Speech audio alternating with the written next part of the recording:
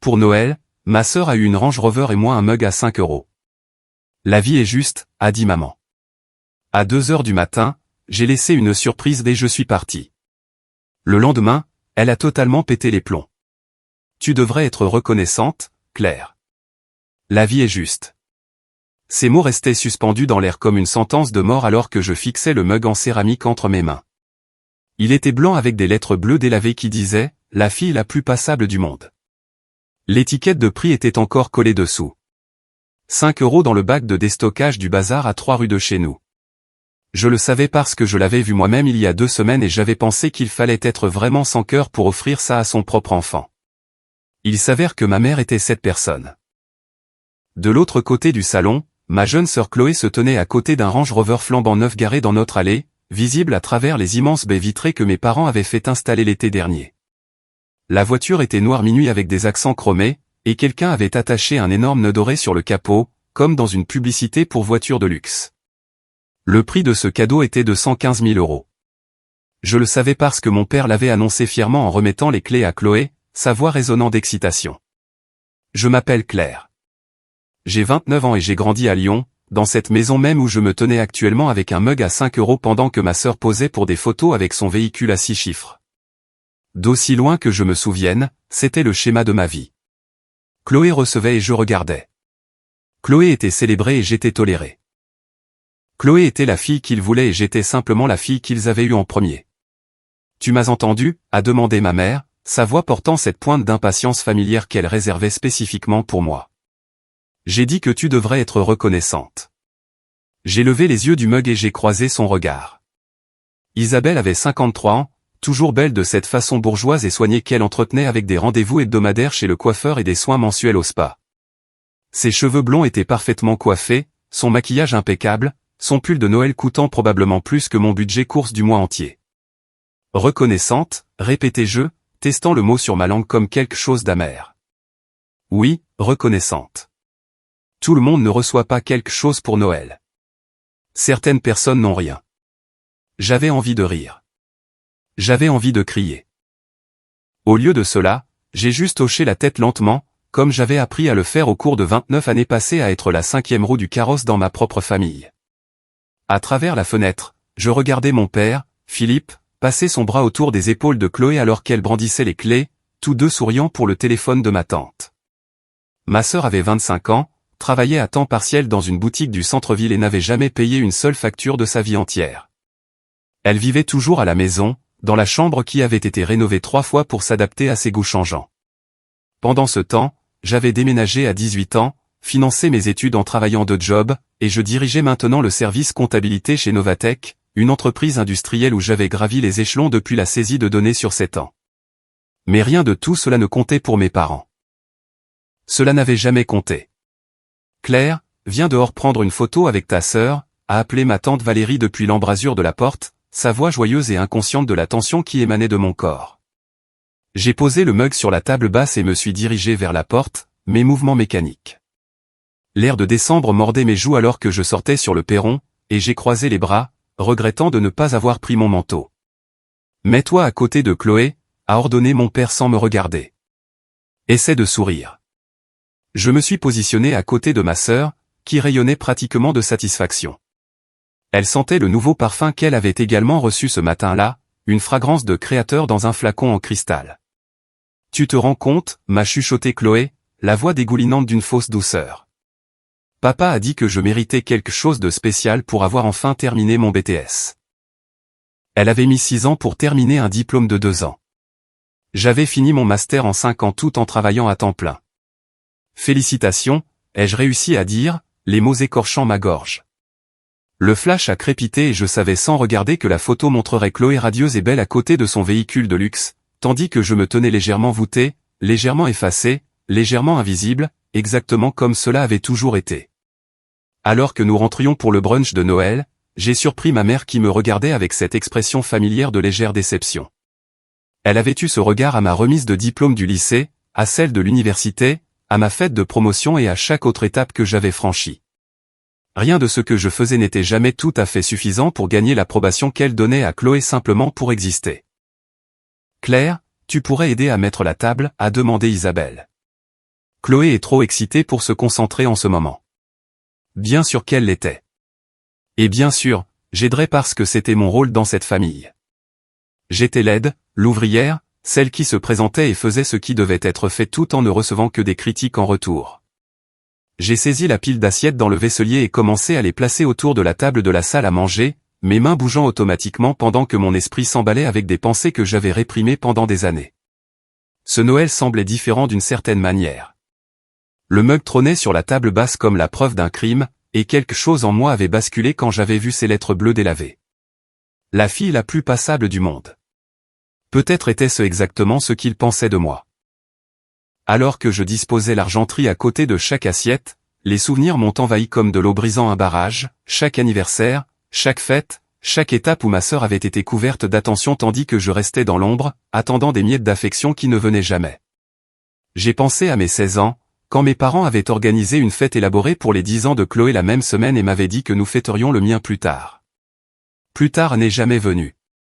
Au lieu de cela, j'ai reçu une carte avec 20 € à l'intérieur et des excuses marmonnées sur le fait d'être trop occupé par l'événement de Chloé pour planifier quoi que ce soit pour moi.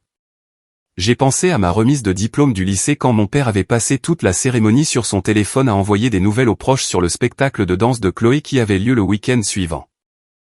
Il n'a même pas levé les yeux quand j'ai traversé l'estrade. J'ai pensé à l'université quand j'avais demandé de l'aide à mes parents pour les frais de scolarité et qu'ils avaient ri, réellement ri, et m'avaient dit que cet argent était économisé pour l'éducation de Chloé parce qu'elle aurait besoin de plus de soutien que moi. Tu es assez intelligente pour te débrouiller, avait dit ma mère. Chloé a plus besoin de nous. J'ai pensé au Noël d'il y a 3 ans, quand j'avais économisé pendant des mois pour acheter à mes parents une machine à expresso coûteuse dont ils avaient parlé. Ils l'avaient ouverte, l'avaient regardée brièvement, puis avaient passé l'heure suivante à s'extasier sur le sac à main de créateur qu'ils avaient acheté pour Chloé. La machine à expresso reposait inutilisée dans leur garage à ce jour. J'ai pensé à ce repas de famille l'hiver dernier, quand j'avais conduit 4 heures à travers une tempête de neige pour être avec ma famille, pour arriver et découvrir qu'ils avaient mangé sans moi parce que Chloé avait faim et ne pouvait pas attendre. Mon assiette était froide sur le comptoir pendant qu'ils riaient et se remémoraient des souvenirs de famille qui ne m'incluaient jamais. Le schéma était si cohérent, si implacable, que je m'étais convaincu que c'était normal, que toutes les familles avaient un enfant préféré et qu'il se trouvait simplement que ce n'était pas moi, que j'étais dramatique ou sensible chaque fois que je ressentais la piqûre de leur rejet. Que si je travaillais juste plus dur, réussissais plus, prouvais ma valeur, ils finiraient par me voir. Mais debout dans cette salle à manger avec une pile d'assiettes dans les mains et un mug à 5 € se moquant de moi depuis le salon, j'ai finalement compris la vérité. Ils me voyaient. Ils m'avaient toujours vu. Et ils avaient fait le choix délibéré année après année de me traiter comme une moins que rien. Claire, les serviettes doivent être pliées correctement, a dit ma mère, apparaissant à mes côtés avec cet œil critique qu'elle brandissait comme une arme. Pas comme ça. Tiens, laisse-moi te montrer. Elle a pris la serviette de mes mains et a démontré le pliage élaboré qu'elle préférait, comme si je n'avais pas fait cette tâche exacte à chaque réunion de famille depuis une décennie. Comme si j'étais incapable d'apprendre même les choses les plus simples. Pardon, ai-je dit, le mot automatique est creux. Tu devrais faire plus attention. Chloé l'aurait fait correctement du premier coup. J'en doutais fort, étant donné que Chloé n'avait jamais plié une serviette de sa vie. Mais je n'ai rien dit. J'ai simplement hoché la tête et continué à travailler, ma mâchoire serrée sur des mots que je n'avais pas le droit de prononcer. Quand la table fut mise et la nourriture disposée, la famille se rassembla pour le brunch. Mon père s'assit en bout de table, Chloé à sa droite comme une reine. Ma mère s'assit à l'autre bout avec ma tante Valérie à ses côtés. Je fus placé au milieu, ni assez importante pour ancrer la table ni assez aimée pour m'asseoir à côté de mes parents. Faisons un tour de table pour dire ce pourquoi nous sommes reconnaissants, annonça mon père en levant son verre de jus d'orange. Chloé, tu commences. Ma sœur sourit, ce sourire éblouissant qui lui avait valu tout ce qu'elle avait toujours voulu. Je suis reconnaissante pour les meilleurs parents du monde qui me soutiennent toujours et croient en moi, et pour ma nouvelle voiture incroyable, évidemment. Tout le monde a ri chaleureusement, et mon père a rayonné de fierté. Je suis reconnaissante pour cette merveilleuse famille, a continué ma mère, et pour une autre année de santé et de bonheur. Ma tante a fait écho à des sentiments similaires, et puis tous les yeux se sont tournés vers moi. Je sentais leur regard comme des projecteurs, attendant que je joue une gratitude que je ne ressentais pas. Je suis reconnaissante pour la lucidité, ai-je dit doucement. Un bref silence suivit mes paroles, et je vis les yeux de ma mère se plisser légèrement.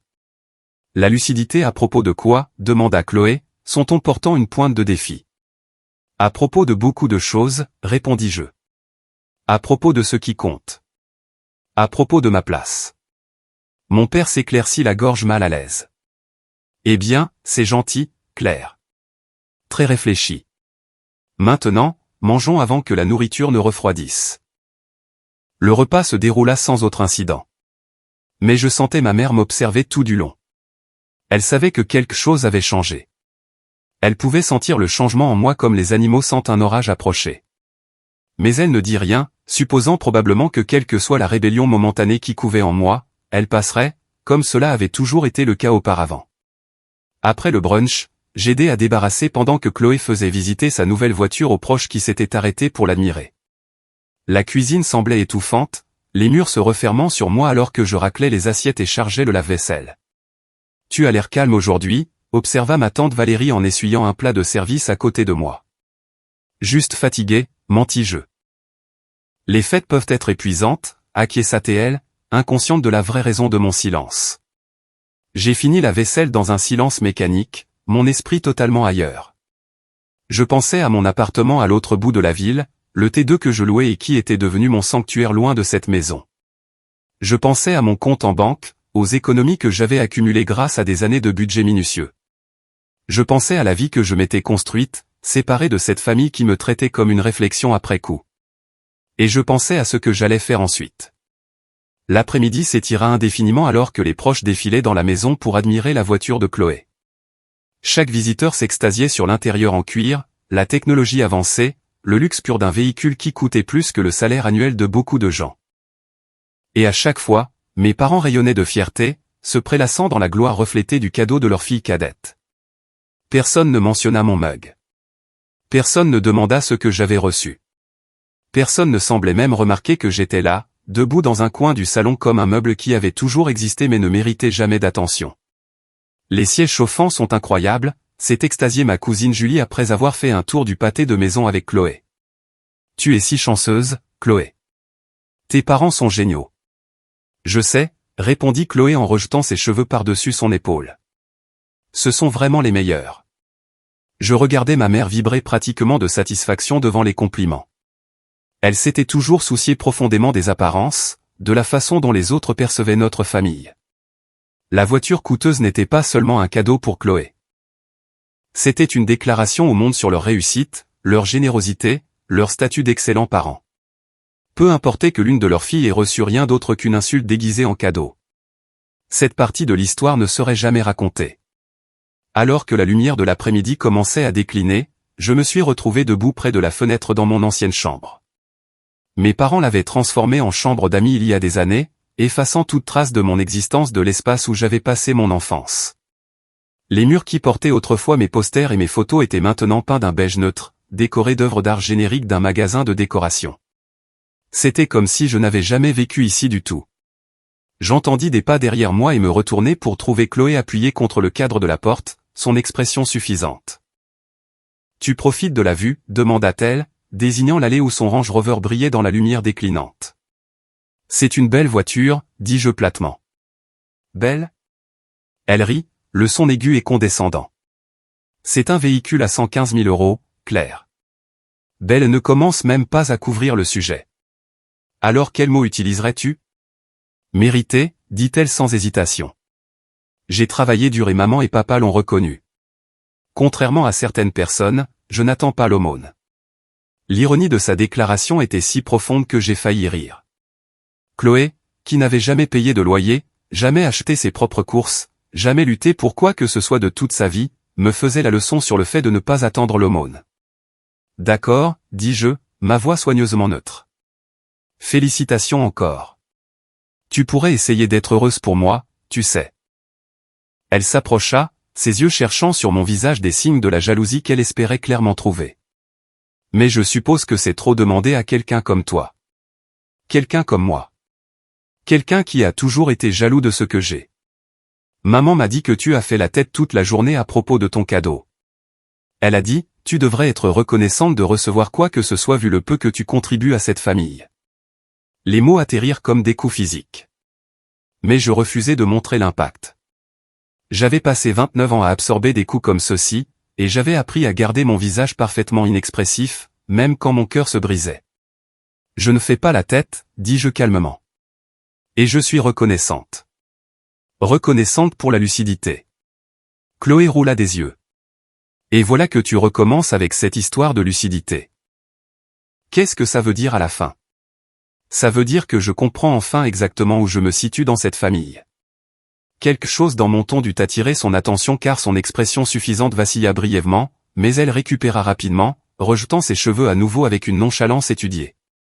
Tu t'es toujours tenu à la même place, dit-elle.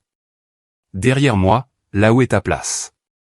Elle se tourna et s'éloigna, ses talons de créateur claquant sur le parquet que mes parents avaient fait d'installer l'année dernière. Je la regardais partir, sentant quelque chose de froid et de dur s'installer dans ma poitrine. Pas de la colère exactement, quelque chose de plus calme et de plus dangereux. De la résolution. Le repas du soir fut une affaire décontractée. Les restes du brunch disposés sur le plan de travail de la cuisine pour que les gens picorent. Je m'assis à l'îlot de cuisine, poussant la nourriture dans mon assiette tandis que les conversations tourbillonnaient autour de moi. Chloé, nous devrions prendre la voiture pour un road trip, suggéra ma mère avec excitation. Peut-être à ce spa à Évian que tu voulais visiter. Oh mon Dieu, oui. Chloé frappa dans ses mains. Ce serait parfait. Un voyage mère-fille dans ma nouvelle voiture. J'attendis que quelqu'un m'inclût dans l'invitation. J'attendis les mots, Claire devrait venir aussi, ou nous pourrions en faire un voyage en famille, ou même juste un regard dans ma direction pour reconnaître mon existence. L'invitation ne vint jamais. Elles continuèrent à planifier leur voyage, discutant des dates et des destinations et de tout le shopping qu'elles feraient, comme si je n'étais pas assise à un mètre de là, invisible et sans importance. C'est à ce moment-là que je pris ma décision. Je m'excusai de la cuisine et allai dans mon ancienne chambre, fermant la porte doucement derrière moi. Le lit d'amis était soigneusement fait avec des oreillers que je ne reconnaissais pas, et un jeté de lit décoratif était drapé aux pieds comme quelque chose sortant d'un hôtel. Rien dans cette chambre ne m'appartenait plus. Je m'assis au bord du lit et sortis mon téléphone, faisant défiler mes contacts jusqu'à trouver le numéro de la régie de mon immeuble. J'étais en location mois par mois depuis un moment, mais j'avais envisagé de signer un bail plus long. Maintenant, cette considération devenait une certitude. J'envoyai un texto à mon amie Sophie qui m'avait proposé de m'aider à bouger des meubles que je stockais. « Peux-tu me retrouver demain matin vers 10 h? Sa réponse arriva rapidement.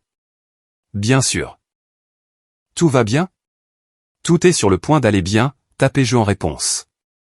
J'avais passé ma vie entière à attendre que ma famille me voie, me valorise, me traite avec la dignité fondamentale que je méritais. Je m'étais contorsionné dans toutes les formes que je pensais susceptibles de gagner leur approbation, sacrifiant mes propres besoins et désirs à la poursuite d'un amour qui n'était jamais offert. Ce soir, cela prenait fin. Ce soir, je laisserai derrière moi plus que juste cette maison. Je laisserai derrière moi la version de moi-même qui avait accepté des miettes tout en regardant sa sœur festoyer. Je laisserai derrière moi la croyance que j'étais d'une certaine manière moins méritante, moins digne, moins que rien, et je marcherai vers un avenir où j'étais enfin complètement libre. J'émergeai de la chambre vers 20 h, ma décision prise, mais mon visage ne trahissant rien. Des années de pratique m'avaient appris à masquer mes émotions autour de ma famille. Et cette compétence me servit bien alors que je naviguais les dernières heures du jour de Noël. Le salon était chaud et rougeoyant, un feu crépitant dans la cheminée tandis que ma famille se prélassait sur des canapés coûteux, discutant des plans pour la nouvelle année. Chloé faisait défiler son téléphone, postant probablement des photos de sa nouvelle voiture sur les réseaux sociaux. Ma mère feuilletait un magazine, montrant occasionnellement des pages à ma tante. Mon père somnolait dans son fauteuil inclinable, le ventre plein du festin de la journée. Je m'assis dans le fauteuil près de la fenêtre, le seul meuble qui était devenu le mien au fil des ans parce que personne d'autre n'en voulait. Il était positionné légèrement à l'écart de la zone principale, assez proche pour être techniquement inclus, mais assez loin pour se sentir isolé. « Claire, tu as été si calme aujourd'hui », observa ma tante depuis sa place sur le canapé. « Est-ce que tout va bien ?» Avant que je puisse répondre, ma mère répondit pour moi. « Claire fait juste du clair », dit Isabelle avec un geste dédaigneux. Elle devient d'humeur changeante pendant les fêtes. Elle devrait être reconnaissante d'avoir de la famille avec qui passer du temps au lieu de rester seule dans son minuscule appartement. Le commentaire piqua, mais je gardai mon expression neutre. Je vais bien, tante Valérie. Juste fatigué de la route hier. La route? La voix de ma mère s'aiguisa. C'est à peine à 45 minutes de chez toi. Chloé a conduit 3 heures le mois dernier pour visiter son amie à Paris et ne s'est pas plainte une seule fois. Bien sûr qu'elle ne l'a pas fait. Chloé n'avait jamais à se plaindre parce que tout dans sa vie lui était servi sur un plateau sans effort. Je ne me plaignais pas, dis-je doucement. J'expliquais juste pourquoi je pouvais sembler fatigué. Tu as toujours une excuse, continua ma mère, son magazine oubliait maintenant qu'elle concentrait son attention sur moi. C'est ton problème depuis toujours, Claire. Tu n'acceptes jamais simplement les choses avec grâce. Tu dois toujours tout ramener à toi. Je sentis mes mains se serrer sur mes genoux, cachés de la vue. L'ironie d'être accusé de tout ramener à moi par une femme qui avait passé la journée entière à célébrer une fille tout en ignorant l'autre était presque trop lourde à porter. Je ne ramène rien à moi, dis-je, ma voix stable malgré la tourmente intérieure. Je suis assise ici tranquillement, sans déranger personne. Ton attitude me dérange, claqua Isabelle. Tu devrais être heureuse pour ta sœur. Elle a travaillé dur pour cette voiture. Elle n'a pas travaillé pour la voiture, dis-je avant de pouvoir m'arrêter. Toi et papa l'avez achetée pour elle. La pièce devint silencieuse. Mon père remua dans son fauteuil, clignant des yeux au réveil face à la tension soudaine. Chloé leva les yeux de son téléphone, ses yeux s'écarquillant d'intérêt à la perspective d'un conflit. Pardon? La voix de ma mère était glaciale. Je voulais juste dire que Chloé n'a pas gagné l'argent pour acheter la voiture elle-même. C'était un cadeau. Il n'y a rien de mal à ça, mais appeler ça du travail acharné semble inexact. Claire. La voix de mon père portait un avertissement que j'avais entendu d'innombrables fois auparavant. Ça suffit. Je n'essaie pas de commencer quoi que ce soit, dis-je, levant les mains en signe de paix. Je clarifiais juste. Tu es juste jalouse, interrompit Chloé, posant son téléphone avec un soupir dramatique. Comme d'habitude, tu ne supportes pas que maman et papa m'aiment plus que toi. Les mots frappèrent comme un coup de poing dans le ventre, non pas parce qu'ils étaient surprenants, mais parce qu'ils étaient dits si nonchalamment, si factuellement, comme si c'était une vérité évidente que tout le monde avait toujours connue. Chloé, dit ma tante mal à l'aise, ce n'est pas gentil de dire ça. Pourquoi pas? C'est vrai. Claire a toujours été jalouse de moi. C'est pour ça qu'elle a déménagé dès qu'elle a pu et qu'elle visite à peine. C'est pour ça qu'elle ne peut pas juste être heureuse pour moi à Noël. Elle est aigrie parce qu'elle sait qu'elle est la fille qui a le moins réussi. Je fixai ma sœur, la voyant clairement peut-être pour la première fois. Elle n'était pas juste gâtée. Elle était cruelle. Et pire, on lui avait appris à être cruel par des parents qui l'avaient toujours valorisé plus que moi. Je pense que je vais aller me coucher tôt, dis-je en me levant de mon fauteuil. Joyeux Noël tout le monde. Claire, attends. La voix de ma mère m'arrêta à l'embrasure de la porte. Nous devons parler de ton attitude. Ce genre de comportement est exactement la raison pour laquelle tu es toujours célibataire à 29 ans. Les hommes ne veulent pas de femmes qui ne peuvent pas être heureuses pour les autres. Le commentaire était si absurde, si profondément inapproprié que j'ai failli rire. Ma vie sentimentale n'avait rien à voir avec cette conversation. Pourtant, ma mère avait trouvé un moyen de l'utiliser comme une arme contre moi de toute façon. Tu as raison, dis-je, ma voix plate. Merci pour le retour. Je vais travailler à être plus reconnaissante. Ne prends pas ce ton avec moi. Quel ton? J'ai dit merci. J'ai dit que j'y travaillerai. Que veux-tu de plus de moi? Ma mère ouvrit la bouche pour répondre, mais mon père la coupa. Va juste te coucher, Claire. Nous en parlerons demain quand tout le monde sera calmé. Je hochai la tête une fois et quittai la pièce, mon cœur battant d'un mélange de colère et de chagrin. Ils ne comprendraient jamais comment leurs mots m'affectaient. Ils ne verraient jamais les dégâts qu'ils avaient causés sur 29 ans à me faire sentir invisible, indésirable et inférieur. Mais c'était bon parce qu'après ce soir, leur opinion de moi ne compterait plus. Je fermai la porte de la chambre d'amis derrière moi et m'appuyai contre, prenant de grandes respirations pour me stabiliser. La conversation avait été douloureuse, mais elle avait aussi été clarificatrice. Quels que soient les doutes que j'aurais pu nourrir sur ma décision, ils s'étaient complètement évanouis. Je sortis mon téléphone et commençai à faire une liste mentale de tout ce que je devais faire. Mon appartement était déjà meublé. Je n'avais jamais vraiment déménagé complètement, j'avais juste apporté quelques vêtements et affaires de toilette pour la visite de Noël. Ma voiture était garée dans la rue parce que l'allée avait été dégagée pour le nouveau Range Rover de Chloé. Mon sac à main était dans le placard contenant mon portefeuille, mes clés et tout ce dont j'avais besoin pour partir. Tout ce que j'avais à faire était d'attendre. Les quelques heures suivantes passèrent dans un silence tendu. Je restais dans la chambre d'amis, ostensiblement endormi, mais en fait bien réveillé, écoutant les sons de ma famille se déplaçant dans la maison. Des voix montaient du rez-de-chaussée, les tons aigus de ma mère, les réponses grondantes de mon père, les rires occasionnels de Chloé. Vers 23 heures, j'entendis quelqu'un monter les escaliers. Il y eut une brève pause devant ma porte, puis des pas continuant dans le couloir vers la chambre de Chloé. Ma mère, vérifiant probablement que sa précieuse fille avait tout ce dont elle avait besoin pour la nuit. Je restais allongé dans l'obscurité, fixant le plafond, passant en revue mon plan. J'attendrai que tout le monde dorme, probablement vers 1h ou 2h du matin, et ensuite je rassemblerai tranquillement mes affaires et partirai. Je ne dirai pas au revoir. Je ne laisserai pas une note dramatique expliquant mes sentiments. Je me retirerai simplement de leur vie comme ils m'avaient retiré de leur cœur il y a des années. Mais alors que les heures s'égrenaient, je me surpris à reconsidérer la note.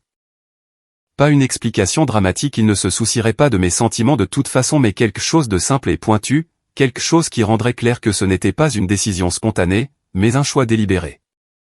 Je sortis mon téléphone et ouvris l'application Notes, tapant et effaçant plusieurs versions avant de me fixer sur quelque chose qui semblait juste. Merci pour la lucidité que ce Noël a apporté. Je vous souhaite à tous une vie juste et équilibrée. Le genre dont vous m'avez toujours dit que je devrais être reconnaissante. Ma clé est sur le plan de travail. S'il vous plaît, ne me contactez pas à court, simple et impossible à mal interpréter. À 1h30 du matin, j'entendis les derniers bruits de mouvement cesser. La maison s'installa dans ce silence profond qui ne vient qu'au milieu de la nuit quand tout le monde dort enfin. J'attendis encore 30 minutes par sécurité, puis je sortis du lit avec précaution. Je m'habillai avec les vêtements que j'avais préparés plus tôt, un jean, un pull chaud, mon manteau d'hiver. Je rassemblai mes affaires de toilette de la salle de bain, bougeant aussi silencieusement que possible, et emballai tout dans mon sac de voyage. La chambre d'amis ressemblait exactement à ce qu'elle était quand je suis arrivé, neutre et impersonnelle, comme si je n'avais jamais été là du tout. Comme c'était approprié. Je descendis les escaliers à pas de loup, évitant la 3e marche qui grinçait toujours, et me dirigeai vers la cuisine. La maison était sombre, à l'exception de la veilleuse que ma mère gardait branchée près de la cuisinière, jetant une lueur douce sur les plans de travail en granit et les appareils en inox. Je sortis la clé de la maison de mon sac, la clé que mes parents m'avaient donnée il y a des années, à l'époque où ils faisaient encore semblant de vouloir de moi, et la plaçai soigneusement sur le comptoir. Ensuite, je récupérai mon téléphone et la note pliée que j'avais écrite, posant le papier à côté de la clé. Debout dans cette cuisine, entouré des preuves de la richesse et de la réussite de ma famille, je ressentis un étrange sentiment de paix. Cette maison n'avait jamais vraiment été la mienne. J'avais toujours été une visiteuse ici, tolérée mais pas bienvenue, incluse mais pas valorisée. Maintenant, je rendais cet arrangement officiel. Je ramassai le mug en céramique là où je l'avais laissé sur la table basse. La fille la plus passable du monde. Pendant un instant, j'envisageais de le laisser derrière comme preuve de leur cruauté. Mais quelque chose me fit décider de le prendre à la place. Un rappel de ce que je quittais, un symbole du manque de respect que je n'accepterais plus. Je glissai le mug dans mon sac et marchai vers la porte d'entrée. À travers la fenêtre, je pouvais voir le Range Rover de Chloé briller dans l'allée. Le nœud doré toujours attaché au capot. 115 000 € d'amour parental emballé avec un ruban. Je tournai le verrou aussi doucement que possible, retenant mon souffle contre tout bruit. La serrure s'ouvrit avec un léger déclic, et j'entr'ouvris la porte juste assez pour me glisser dehors. L'air de décembre me frappa comme un mur, froid et vivifiant, et d'une certaine manière exactement ce dont j'avais besoin. Je resserrai mon manteau et descendis l'allée devant le véhicule de luxe de ma sœur jusqu'à ma propre berline modeste garée dans la rue. Ma voiture n'avait rien de spécial, une vieille Peugeot de 10 ans avec plus de 160 000 km au compteur, mais je l'avais achetée moi-même avec l'argent que j'avais gagné. Chaque paiement avait été fait à temps. Chaque réparation gérée sans l'aide de personne. Elle représentait tout ce que j'avais accompli malgré le manque de soutien de ma famille. Je déverrouillai la porte, jetai mon sac sur le siège passager et me glissai derrière le volant. Pendant un moment, je restais juste là à regarder la maison de mes parents à travers le pare-brise. Les lumières étaient toutes éteintes. Les rideaux étaient tirés. Ils n'avaient aucune idée que je partais. Une partie de moi voulait se sentir triste. C'était, après tout, la maison où j'avais grandi, le jardin où j'avais joué enfant, l'allée où j'avais appris à faire du vélo. Mais ces souvenirs semblaient lointains et délavés, éclipsés par des années de négligence et de favoritisme qui avaient effacé toute la chaleur que cet endroit contenait autrefois. Je démarrai le moteur et m'éloignai du trottoir, regardant la maison rétrécir dans mon rétroviseur jusqu'à ce qu'elle disparaisse au coin de la rue. Le trajet jusqu'à mon appartement prit environ 45 minutes à travers des rues vides. Lyon était calme à 2 heures du matin la nuit de Noël. La plupart des gens dormaient encore après leur célébration de fête. Je passais devant des maisons sombres et des commerces fermés, le feu tricolore occasionnel clignotant à l'orange au carrefour désert. Au moment où j'atteignis mon immeuble, je ressentis quelque chose que je n'avais pas éprouvé depuis des années. L'espoir. Pas l'espoir désespéré de quelqu'un attendant d'être aimé, mais l'espoir calme de quelqu'un qui avait enfin pris le contrôle de sa propre vie. Je me garai sur ma place attribuée, saisis mon sac et montai les 3 étages jusqu'à mon appartement. L'appartement était petit, juste un T2 avec une cuisine en couloir et un minuscule salon. Mais c'était le mien. Je l'avais décoré moi-même, rempli de livres, de plantes et d'œuvres d'art que j'aimais vraiment. Pas de mur beige neutre ici. Pas d'esthétique d'hôtel générique. Cet espace reflétait qui j'étais, pas qui mes parents voulaient que je sois. Je laissai tomber mon sac sur le sol, accrochai mon manteau et marchai vers la fenêtre. La ville s'étendait en dessous de moi, scintillant de lumière qui n'avait rien à voir avec ma famille ou leurs attentes. Joyeux Noël à moi, chuchotai-je à la pièce vide. Puis j'allai me coucher et dormis mieux que je ne l'avais fait depuis des années. Je me réveillai vers 9 heures avec la lumière du soleil inondant ma chambre et la sensation inconnue de paix. Pendant un moment, je restai immobile, savourant le calme. Pas de pas dans le couloir, pas de voix appelant pour le petit déjeuner, pas de tension sous-jacente attendant d'éclater en une autre ronde de critiques et de comparaisons. Juste le silence. Un silence magnifique et guérisseur. Je me levai, fis du café dans ma petite cuisine et m'assis à ma table à manger, une pièce d'occasion que j'avais trouvée dans un vide-grenier et restaurée moi-même. Le bois brillait du travail que j'y avais mis, et je passais mes doigts sur la surface lisse, fier de ce que j'avais créé. Mon téléphone était sur le comptoir, délibérément ignoré. Je savais ce qui m'attendait quand je le vérifierais enfin, appel manqué, texto en colère, demande d'explication. Mais ceci pouvait attendre. Pour l'instant, je voulais profiter de ma première matinée de liberté. Je venais de finir ma 2e tasse de café quand Sophie frappa à ma porte. C'était une collègue de travail qui était devenue une amie proche au fil des ans, l'une des rares personnes qui comprenait vraiment ma situation familiale. « Comment vas-tu » demanda-t-elle alors que je la laissais entrer. « Mieux que je ne l'espérais » admis-je. C'est étrange, mais aussi juste. Sophie hocha la tête, s'installant sur mon canapé avec l'aisance de quelqu'un qui avait visité maintes fois. « Je suis contente que tu l'aies enfin fait. Tu parles de couper les ponts depuis des années. » Parler et faire sont 2 choses différentes, dis-je, mais hier était la goutte d'eau. Je ne pouvais plus continuer à prétendre que leur traitement était acceptable. Que s'est-il passé? Je lui racontai tout. Le mug, la voiture, la leçon de ma mère sur la gratitude, les commentaires cruels de Chloé. Sophie écouta sans interrompre, son expression passant de la sympathie à la colère puis à la validation. Ils lui ont donné une voiture à 115 000 € et tu as eu un mug à 5 €, répéta-t-elle quand j'eus fini, et ensuite ils ont eu l'audace de te dire d'être reconnaissante. La fille la plus passable du monde, dis-je en sortant le mug de mon sac où je l'avais caché la veille au soir. C'est littéralement ce qu'il y a écrit. Sophie prit le mug et le fixa, secouant la tête d'incrédulité. C'est un comportement sociopathe. Les familles normales ne font pas ça. Ma famille n'est pas normale, dis-je. Je l'ai toujours su, mais je continuais à espérer que les choses changeraient. Que si je travaillais juste assez dur, accomplissais assez, ils me verraient enfin comme digne. Tu as toujours été digne, dit fermement Sophie. Leur incapacité à voir cela est leur échec, pas le tien. Nous parlâmes pendant une autre heure, discutant de mes plans pour l'avenir et des implications pratiques de couper les ponts avec ma famille. Sophie proposa d'être mon contact d'urgence, mon système de soutien, ma famille choisie en l'absence de ma famille biologique. Vers 11 heures, je pris enfin mon téléphone. 47 appels manqués, 32 messages. Le premier était arrivé à 7h23, probablement quand ma mère s'était réveillée et avait découvert ma clé sur le comptoir. Je fis défiler les messages, regardant l'arc émotionnel se dérouler en temps réel.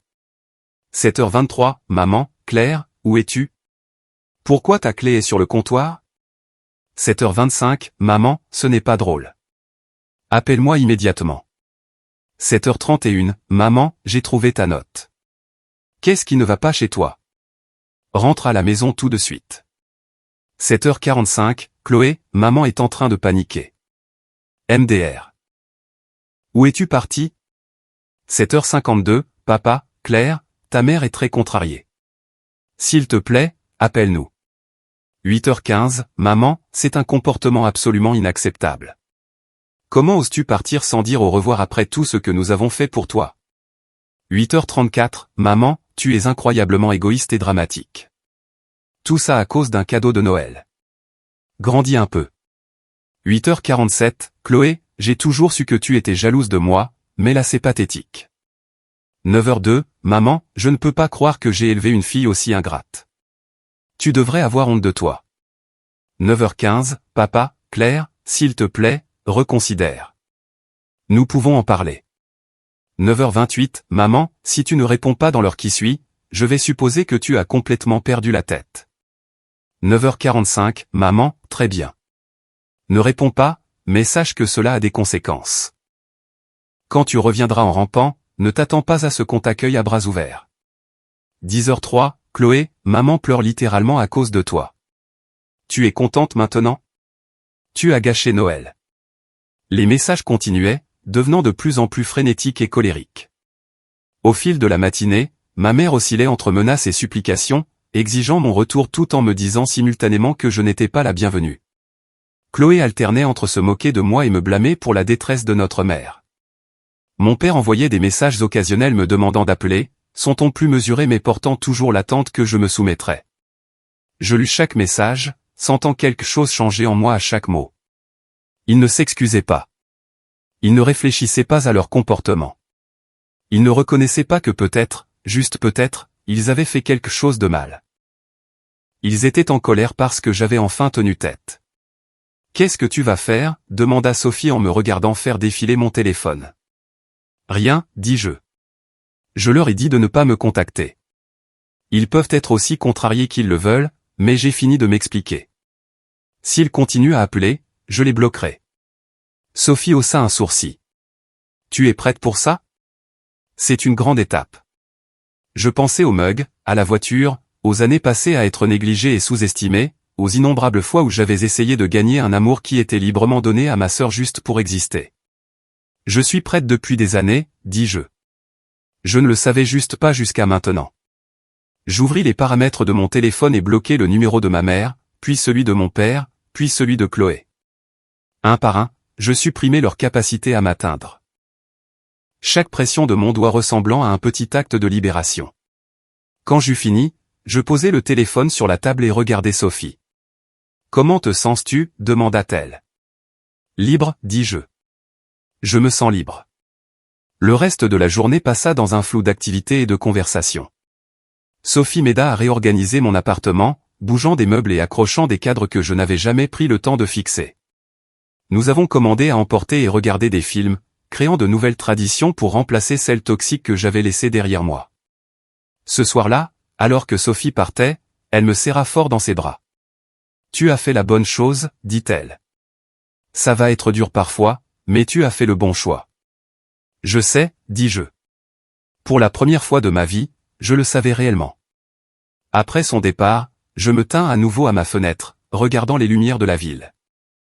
Quelque part à l'autre bout de la ville, ma famille rageait probablement encore sur mon départ, me blâmant toujours d'avoir gâché leur Noël parfait, mais leur colère ne pouvait plus me toucher. J'avais construit des murs qu'ils ne pouvaient pas pénétrer, et j'avais l'intention de les garder solides. Demain, je retournerai au travail, à ma vie, à la personne que j'avais toujours été capable de devenir. Libéré du poids de leur désapprobation. L'avenir s'étendait devant moi, plein de possibilités. Les jours après Noël s'installèrent dans un rythme de paix que je n'avais jamais connu auparavant. J'allais travailler chez Novatech, me lançais dans des projets que j'avais repoussés, et rentrais dans un appartement qui ressemblait plus à un foyer chaque jour qui passait. Mes collègues remarquèrent le changement en moi immédiatement. « Tu as l'air plus légère », observa mon supérieur Laurent lors de notre première réunion après les fêtes. « Tu as passé un bon Noël ?» « J'ai passé un Noël transformateur », répondis-je honnêtement. « J'ai pris des décisions importantes concernant ma vie. » Il hocha la tête, supposant probablement que je voulais dire quelque chose sur des objectifs de carrière ou des résolutions personnelles. Il n'avait aucune idée que je faisais référence à la rupture complète de mes liens familiaux. Le premier vrai test vint environ une semaine après Noël quand je reçus un email au travail d'une adresse que je ne reconnaissais pas. L'objet disait « De la part de ton père ». J'hésitais avant de l'ouvrir, mon doigt planant sur le bouton supprimer, mais la curiosité l'emporta et je cliquai. « Claire », disait l'email. « Puisque tu as bloqué nos numéros de téléphone, je t'écris par cette méthode alternative. Ta mère est inconsolable depuis ton départ. Elle ne peut pas comprendre pourquoi tu abandonnerais ta famille pour un malentendu sur des cadeaux de Noël. Nous sommes prêts à oublier cet incident si tu rentres à la maison et t'excuses. Ta chambre est toujours disponible et nous pouvons discuter de tout problème que tu penses avoir avec notre dynamique familiale. S'il te plaît, reconsidère ta décision. Tu manques à ta mère. Papa. » Je lus l'email 2 fois, analysant chaque mot. Il n'y avait aucune reconnaissance de tort. Aucune reconnaissance que peut-être, juste peut-être, un mug à 5 € contre une voiture à 115 000 € pouvait constituer plus qu'un malentendu. Aucune indication que quoi que ce soit changerait si je revenais. Juste une attente que je m'excuse et rentre dans le rang. Je cliquai sur supprimer sans répondre et bloquai l'adresse email par mesure de sécurité. La tentative suivante vint via mon téléphone professionnel. Ma mère avait dû chercher le numéro général de Novatech et demander à être transférée à mon poste. « Claire à l'appareil », dis-je, ne reconnaissant pas le numéro entrant. « Claire, c'est ta mère. Avant que tu ne raccroches, écoute s'il te plaît. Comment as-tu eu ce numéro ? Peu importe. Ce qui compte, c'est que tu agis de manière irrationnelle, et je m'inquiète pour toi. Ce n'est pas ton genre du tout. En fait, dis-je, gardant ma voix professionnelle au cas où quelqu'un passerait devant mon bureau. C'est exactement mon genre. C'est qui j'ai toujours été sous la personne que vous avez essayé de faire de moi. Ne sois pas dramatique. Nous t'avons donné un cadeau tout à fait correct, et tu agis comme si nous avions commis un crime. Vous avez donné à Chloé un véhicule de luxe à 115 000 €. Vous m'avez donné un mug à 5 € du bac de déstockage qui se moquait de moi. Et ensuite vous m'avez dit d'être reconnaissante parce que la vie est juste. Silence à l'autre bout. Puis, nous aimons nos 2 filles également. Vos actions disent le contraire. Elles ont toujours dit le contraire. Mais j'ai fini d'essayer de me prouver digne de votre amour. J'ai fini de concourir pour une affection que Chloé reçoit juste pour exister. Tu es incroyablement injuste. Je dois y aller. S'il te plaît, n'appelle plus mon travail. Je raccrochai avant qu'elle ne puisse répondre et contactai immédiatement notre réceptionniste pour ajouter le numéro de ma mère à ma liste bloquée. La réceptionniste, une femme gentille nommée Martine qui travaillait dans l'entreprise depuis des décennies, promit de gérer cela discrètement. Les tentatives continuèrent au cours des semaines suivantes. Ma mère envoyait des lettres à mon appartement, que je renvoyais sans les ouvrir. Chloé créait de nouveaux comptes sur les réseaux sociaux pour m'envoyer des messages après que j'ai bloqué ses profils originaux. Mon père se présenta à mon immeuble une fois, mais je le vis par la fenêtre et ne répondis simplement pas à l'interphone. Chaque tentative renforçait ma conviction que j'avais fait le bon choix. Ils n'essayaient pas de se réconcilier ou de comprendre. Ils essayaient de restaurer le statu quo. Ils voulaient la Claire qui acceptait tranquillement les miettes tout en regardant Chloé festoyer. La Claire qui faisait la vaisselle aux réunions de famille pendant que sa sœur posait pour des photos. La Claire qui se présentait et jouait la gratitude peu importe comment elle était traitée. Cette Claire était partie.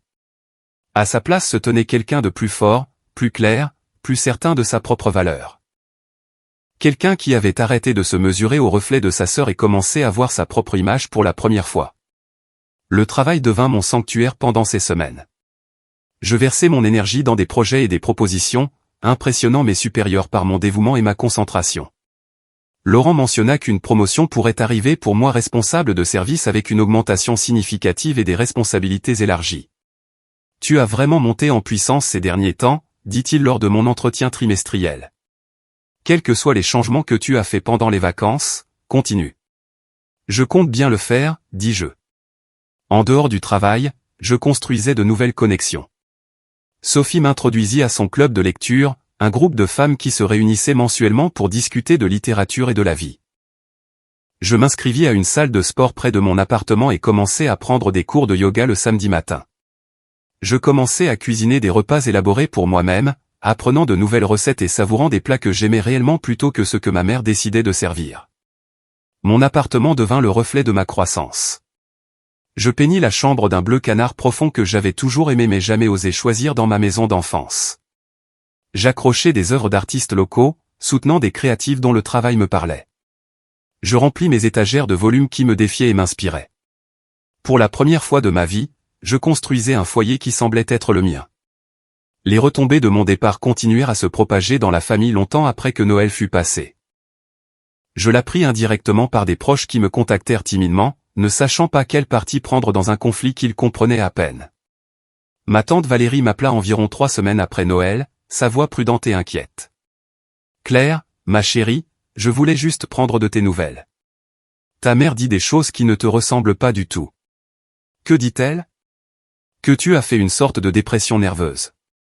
Que tu as abandonné la famille sans explication, que tu es jalouse de ta sœur depuis des années et que tu as finalement craqué. » Je riais, bien qu'il n'y ait aucun humour là-dedans.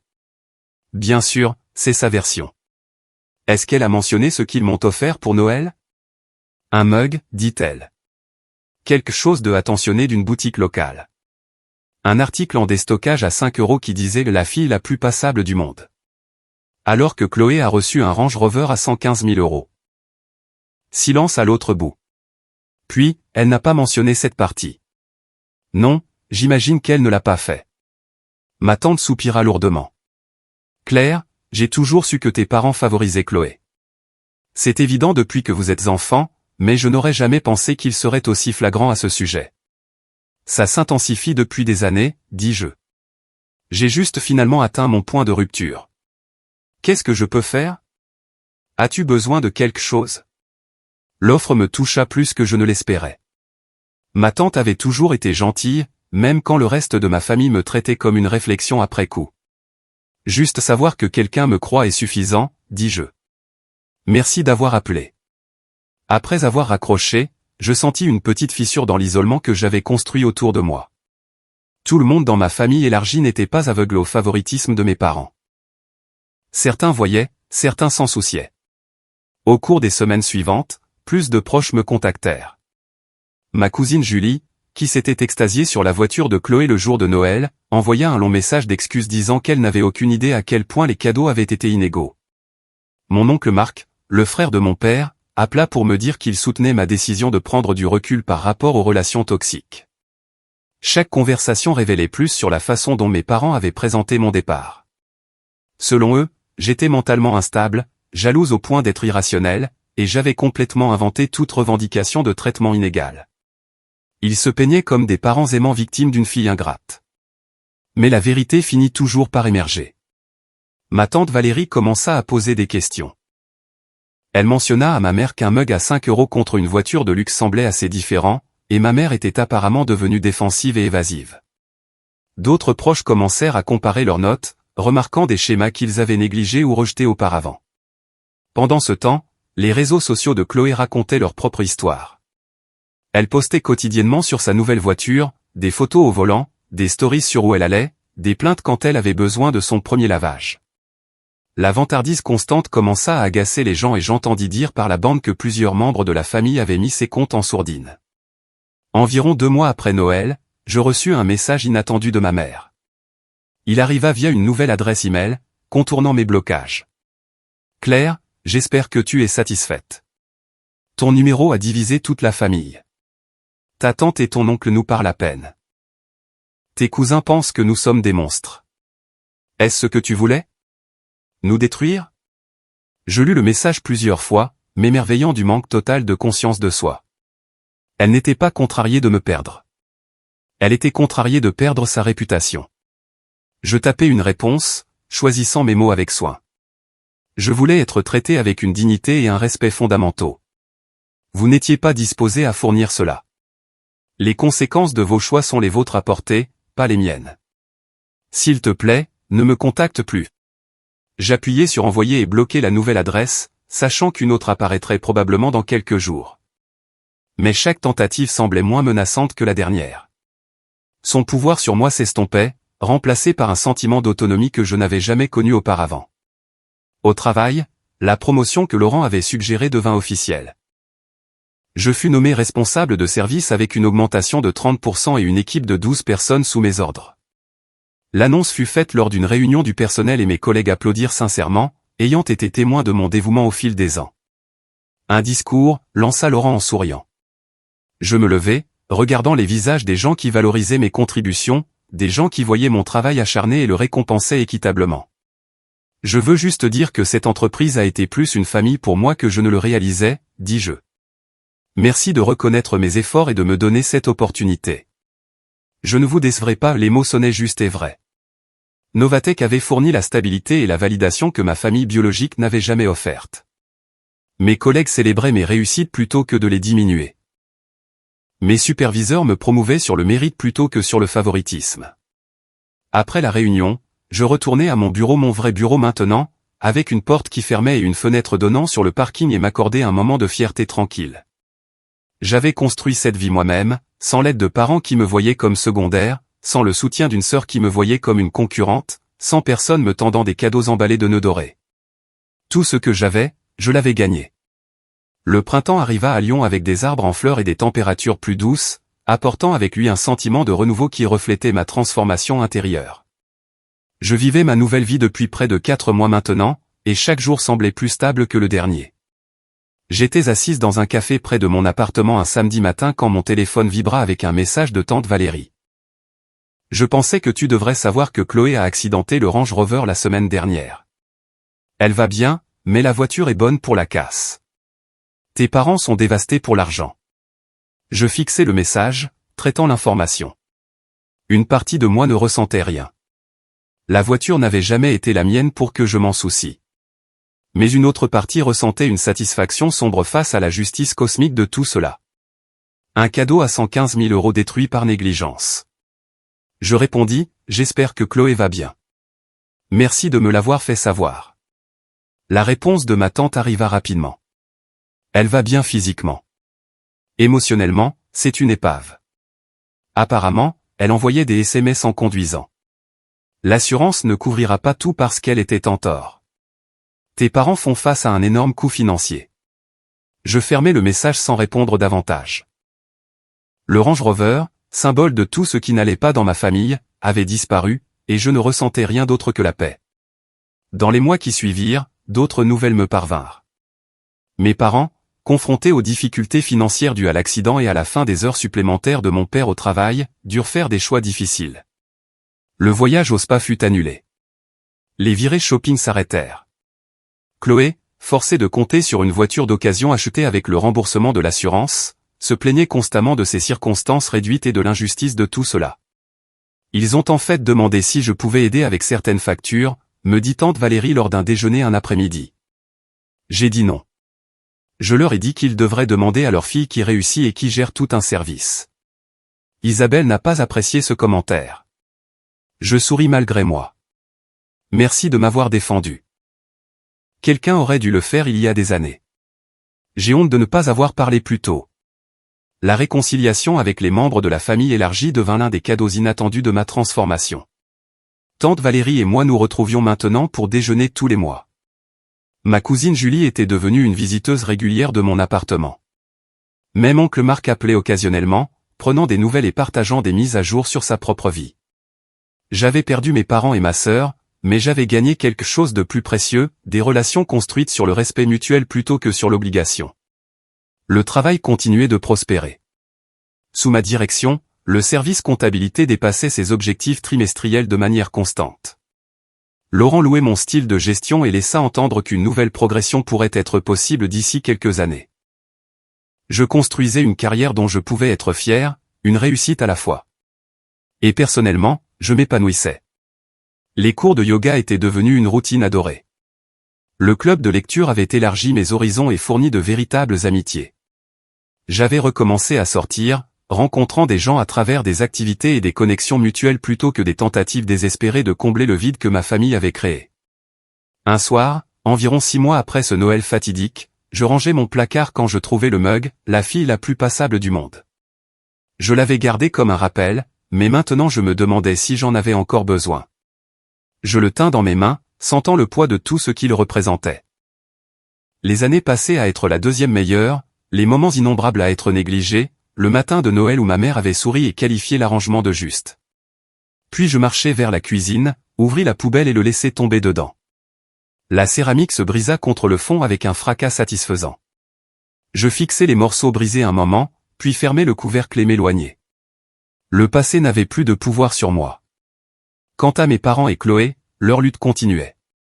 Ma mère développa des problèmes de santé qui nécessitaient des traitements coûteux non entièrement couverts par la mutuelle. Les projets de retraite de mon père furent repoussés indéfiniment. Chloé, incapable de maintenir son train de vie sans le soutien parental, avait commencé à travailler à temps plein pour la première fois de sa vie, et se plaignait amèrement de l'injustice de tout cela. Ils avaient construit leur monde autour du favoritisme et des apparences, et ce monde s'effondrait. Je ne prenais aucun plaisir à leur souffrance, mais je ne ressentais aucune obligation de les sauver des conséquences qu'ils avaient créées. J'étais assise sur mon balcon un soir, regardant le coucher de soleil peindre l'horizon de Lyon de nuances d'or et de rose quand je réalisais que j'avais enfin trouvé ce que je cherchais toute ma vie. Pas leur approbation, pas leur amour, pas leur reconnaissance. La paix. L'appartenance. L'estime de soi. Des choses que personne ne pouvait me donner à part moi-même. Le voyage de ce matin de Noël à ce moment avait été douloureux et nécessaire. J'avais traversé le feu pour atteindre l'autre côté, et j'avais émergé plus forte que je ne l'aurais jamais cru possible. Avec le recul, je comprenais maintenant que partir n'était pas une vengeance. C'était de la survie. C'était me choisir moi-même après 29 ans à avoir été choisi en dernier. C'était construire une vie où ma valeur était reconnue, où mes contributions comptaient, où j'étais plus que juste la fille passable. J'étais claire, responsable, amie, femme accomplie, et j'étais enfin complètement chez moi.